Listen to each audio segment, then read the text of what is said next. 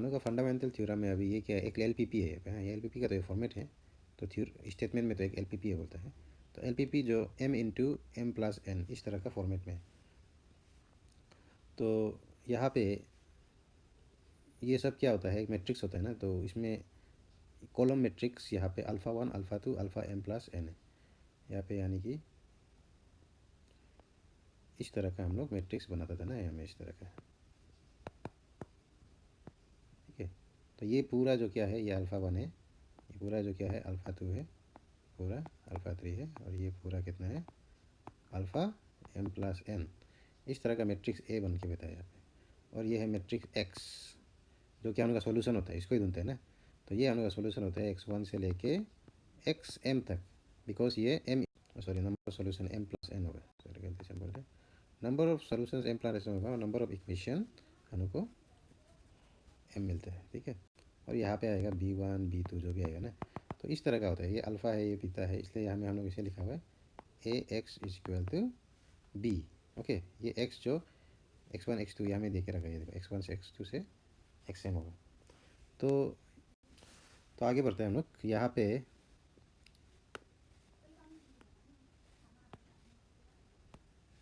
हम लोग के पास एक सॉल्यूशन है एक्स स्टार, जो कि एक ऑप्टिमल सॉल्यूशन है, क्वेश्चन में दिया हुआ है। तो ये यहाँ पे एक क्वेश्चन में एक मिस्टेक है, यहाँ पे क्या ये ऑप्टिमल सॉल्यूशन है तो ना, then at least one feasible solution बोला है। ये असली में बेसिक फिजिबल सॉल्यूशन होता है, यानी कि ऑप्टिमल सॉल्यूशन को हम एक बेसिक फिजिबल सॉल्यूशन भी ऑप्टिमल सॉल्यूशन है दिखाना है। ठीक है, ये क्वेश्चन में बेसिक फिजिबल सॉल्यूशन जो ऑप्टिमल होता है वो दिखाना है। एटलीस्ट वन मिलेगा बोला है, जो बेसिक फिजिबल सॉल्यूशन होगा और ऑप्टिमल भी होगा। तो यहाँ पे जो सॉल्यूशन है सब ऑप्टिमल ही है। यहाँ पे जितना x मिलेगा वो सब ऑप्टिमल है, यानी कि x1 x2 xn सब ही ऑप्टिमल है।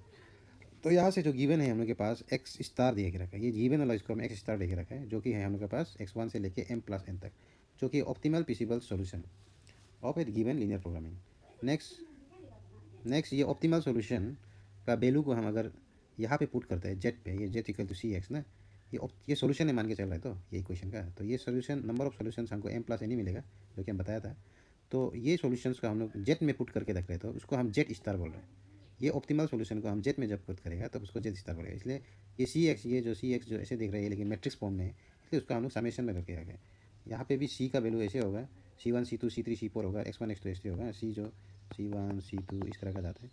यहाँ से 1 से m प्लस n तक जाएगा, इसलिए इसका समेशन करके रखा है मैट्रिक्स फॉर्म में। ठीक है, तो C1 C2 Cm से जा रहा है बोल के इसको हम लोग Cx का जगह में C1 x1 लिखा हुआ है, 1 से लेके m प्लस n तक ही प्लस करेगा बोल के। ये मैट्रिक्स फॉर्म में है इसलिए डार्क है। ये एक एक मैट्रिक्स का एक एक क्या बोलते हैं कंपोनेंट्स को हम लोग मल्टीप्लाई करके प्लस कर रहे हैं, इसलिए ये इस तरह का फॉर्म में लिखा है। ऊपर में लिखा है ये मैट्रिक्स फॉर्म में है, इसलिए डार्क से लिखा हुआ है यहाँ पे। तो जेड स्टार जो ये x1 x2 xm का वैल्यू और ये C1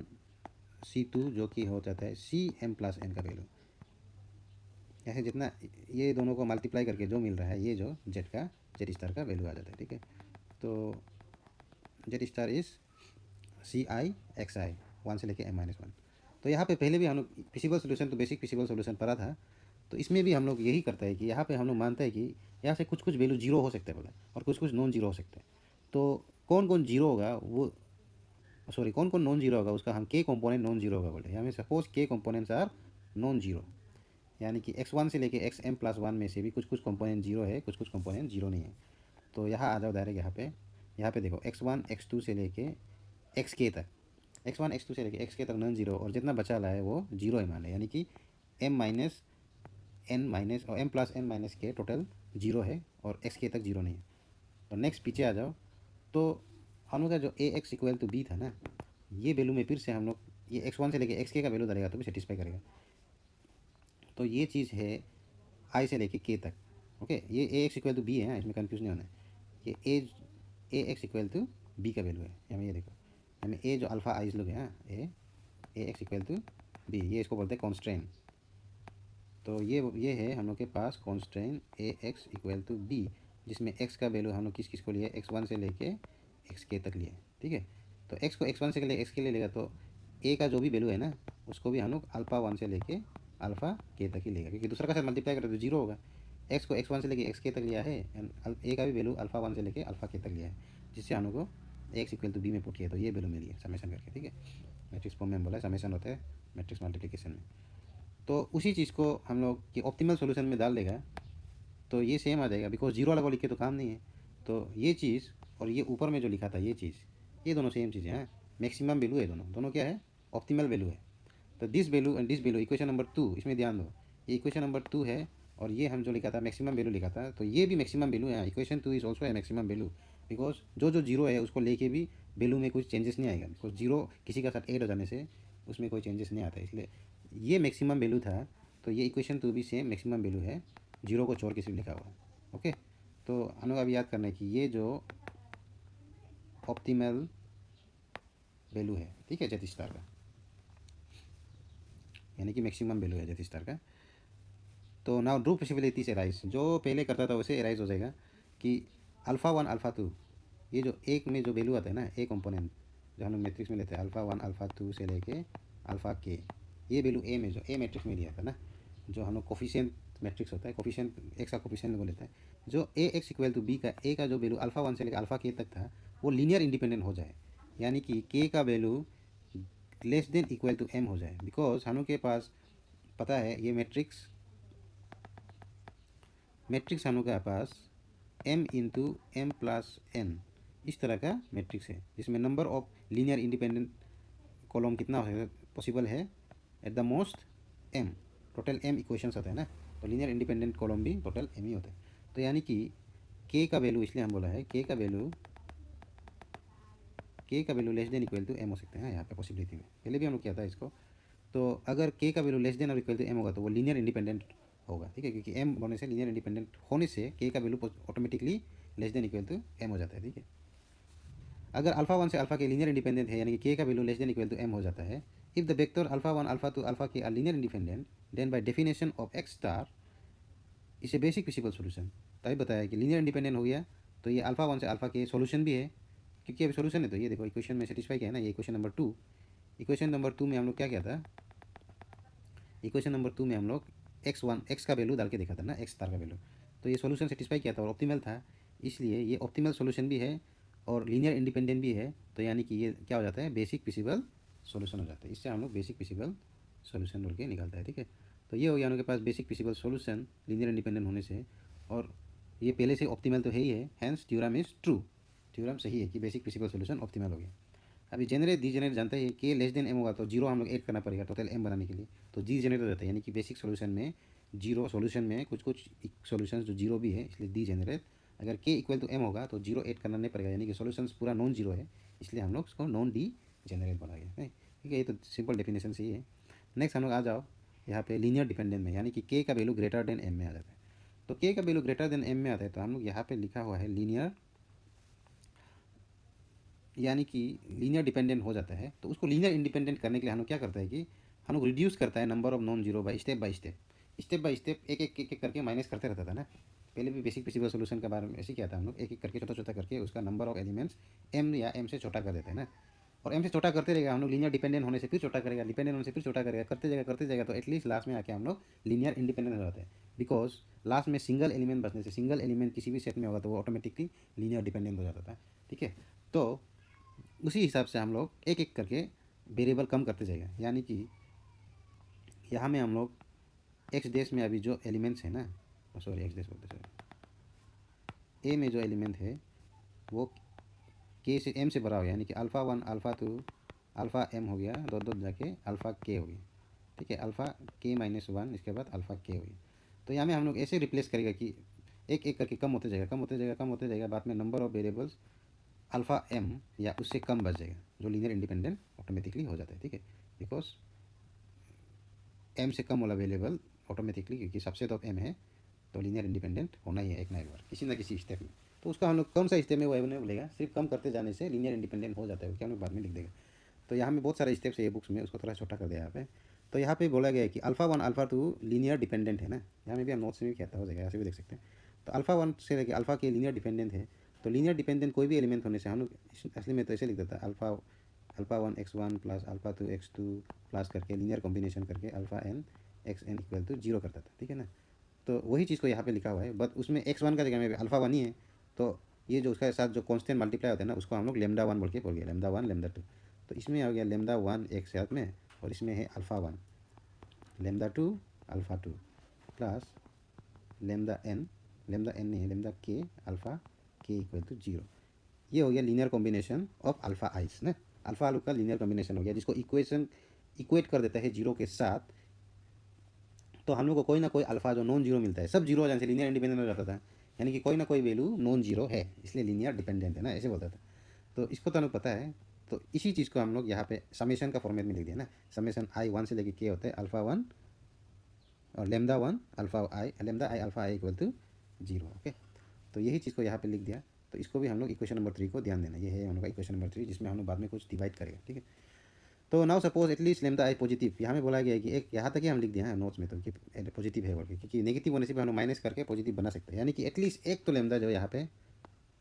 पॉजिटिव होगा बोले ना, एक जो लेमदा को, क्योंकि इस साइड में जीरो है ना, तो कहीं भी नेगेटिव मल्टीप्लाई करने से राइट हैंड साइड में कोई फर्क नहीं पड़ता है, इसलिए कोई ना कोई लेमदा तो पॉजिटिव होगा, वही बोल रहे हैं। तो at least one lambda I is positive, minus multiply करके करो क्या करो, लेकिन हम लोग लेमदा आई को पॉजिटिव बनाना है, ताकि हम लोग का जो सोल्यूशन जो अभी नेक्स्ट सोल्यूशन मिल रहा है ना एक्स, वो लोग पॉजिटिव रहने के लिए, यानी कि फिजिबल रहने के लिए, बेसिक फिजिबल सोल्यूशन के लिए सबसे पहले सोल्यूशन फिजिबल होना पड़ेगा, जो कि नॉन नेगेटिव होना पड़ेगा, पॉजिटिव नहीं नॉन नेगेटिव होना पड़ेगा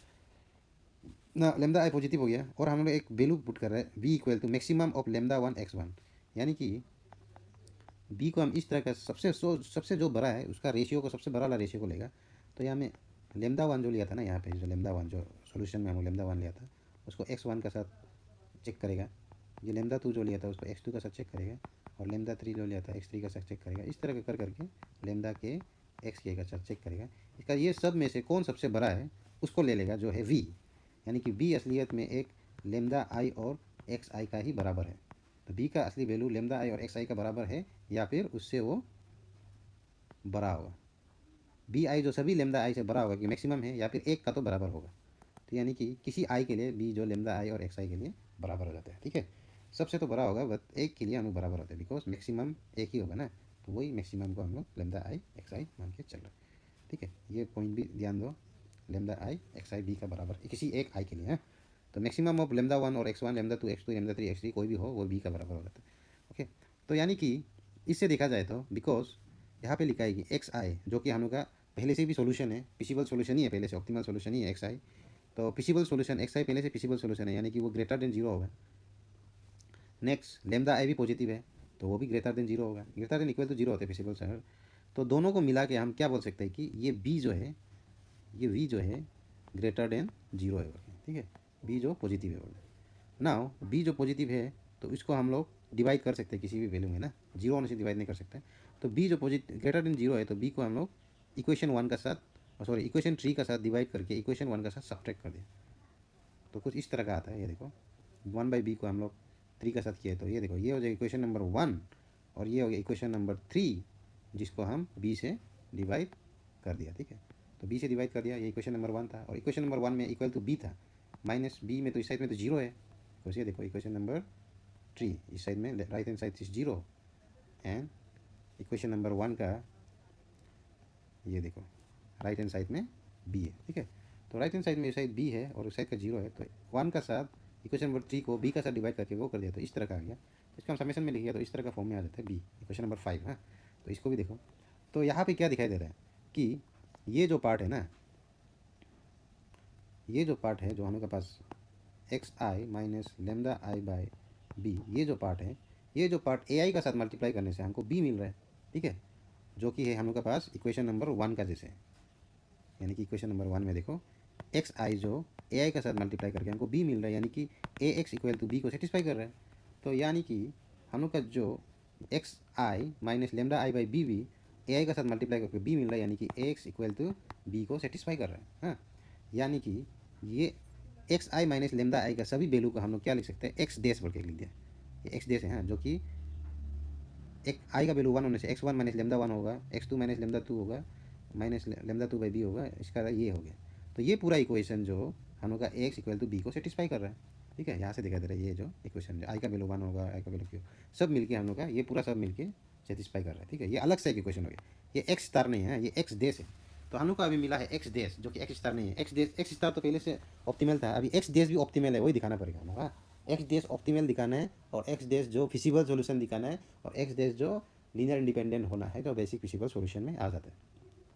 तो अभी हम लोग के पास लीनियर डिपेंडेंसी चल रहा है, तो यहाँ से सबसे पहले हम लोग ये करेगा कि बी का वैल्यू हम बताया था कि लेमदा आई बाई एक्स आई है, इसको थोड़ा हम चेक उल्टा पुल्टा मूव करके ऐसे ले जाने से ये x1 by lambda one by B सभी जो greater than equal to zero हो जाता है। ओके, सभी जो ग्रेटर देन इक्वल यानी कि एक्स डेज का जो वैल्यू है ना यहाँ में सब greater than equal to zero है। तो सब greater than equal to zero है यानी कि, और A X equal to B को भी सेटिस्फाई कर रहा है ना, ये जो कांस्टेंट को भी सेटिस्फाई कर रहा है और ग्रेटर देन भी जीरो है। तो ये क्या का प्रॉपर्टी था, फिजिबल सॉल्यूशन का प्रॉपर्टी था। यानी कि all components of x dash are non-negative and satisfy x equal to b, यानी कि x dash is a feasible solution to the given LVP। तो x dash ax equal to b को भी satisfy कर रहा है और पॉजिटिव भी है और नॉन नेगेटिव भी है, यानी कि वो फिजिबल सॉल्यूशन है। नाउ नेक्स्ट हम लोग यहाँ में थोड़ा लंबा था इसलिए इसको छोटा कर दिया। तो यहाँ पे क्या है कि ऑप्टिमल है उसको दिखाना है, यानी कि x dash ऑप्टिमल वैल्यू देगा z का भी ना। तो यहाँ पे z इक्वल टू हम बताया था c i x i summation z star था, जिसमें एक्स आई का वैल्यू डाला तो जेड स्टार है। अभी जेड डेस में क्या हो गया कि ये एक्स आई का वैल्यू नहीं डाल के एक्स डेस का वैल्यू को डाल रहा है, यानी कि कैपिटल सी एक्स डेस ऐसे टाइप से बोल सकते हैं, यानी कि एक्स डेस का वैल्यू को डाल रहा है तो वो जेड को हम लोग ये बोला, इसलिए यहाँ में सी आई और ये X I minus lambda I by B हो गया, जो एक्स डेस का वैल्यू है ये एक्स डेस का वैल्यू है। ठीक है, तो एक्स डेस का वैल्यू को हम लोग सी आई का साथ मल्टीप्लाई कर रहे हैं, तो जो हमको जेड का वैल्यू मिल रहा है उसको जेड बार बोल रहा है, जेड डेस बोल रहे हैं। तो ये जेड डेस एक वैल्यू है जिसमें हम लोग एक्स डेस का वैल्यू को सी आई का साथ मल्टीप्लाई करके डाला गया है। ठीक है, तो जेड डेस निकाल रहे हैं हम लोग यहाँ पे, जो कि ये सी आई इंटू डिस। तो सी आई को एक्स आई का साथ मल्टीप्लाई और इसका साथ मल्टीप्लाई करने से हमको कुछ इस तरह का वैल्यू मिलता है। ठीक है, तो बड़ा करके देख लो, इस तरह का वैल्यू मिलता है, यानी कि सी आई एक्स आई भी मिल जाता है। तो सी आई एक्स आई ऑटोमेटिकली यहाँ से देखने से तो एक्स बार ही है, जो कि हम यहाँ पे लिखा था c i x I x star ही है, तो एक्स स्टार माइनस दिस होता है, यानी कि Z bar is equal to X, यानी कि जेड बार जो जेड स्टार का बराबर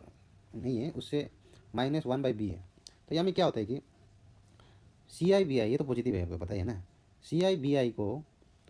ये क्या हो सकता है, क्योंकि सम करके रखा है तो जीरो नहीं होने से क्या होगा, जीरो नहीं होने से तो सी आई एक लेमदा आई जो ग्रेटर देन जीरो होगा और सी आई लेमदा आई जो लेस देन जीरो कुछ भी हो सकता है। तो यानी कि जेड सी आई लेमदा आई जो अगर जीरो नहीं हो सकते तो उसको हम कुछ जैसे वैल्यू को पर्टिकुलरली चूज़ करने के बाद हम इसको ऐसे बना सकते हैं कि Z star Z dash is equal to Z star की नेगेटिव लेने से ये प्लस हो जाएगा, जेड स्टार प्लस कुछ और वैल्यू, यानी कि हमको सी आई अगर जीरो नहीं होगा ये हो जाने से हम लोग का जेड डैश जो ग्रेटर देन जेड स्टार हो जाएगा, इस तरह का हो जाएगा।